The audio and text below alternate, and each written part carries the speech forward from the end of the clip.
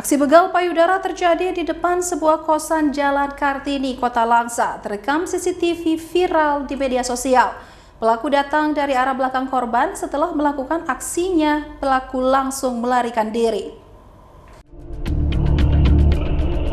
Inilah video detik-detik aksi begal payudara yang terekam CCTV berdurasi sekitar 8 detik, tersebar luas di sejumlah media sosial.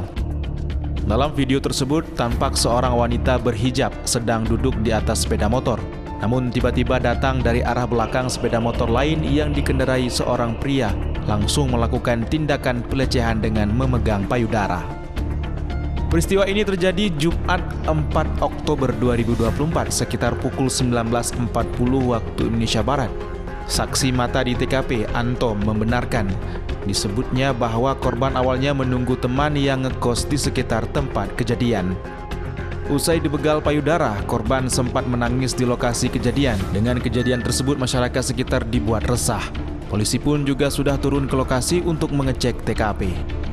Yang sekitar aku bisa pas sholat. Lalu korbannya siapa? Kawannya anak kos. Pelaku itu di sini memang sering apa bagaimana Pak? Terjadi hal-hal seperti ini? Yang barunya kayaknya Baru ini ya. Dari Kota Langsa, Rahmat Wahyudi, iNews melaporkan.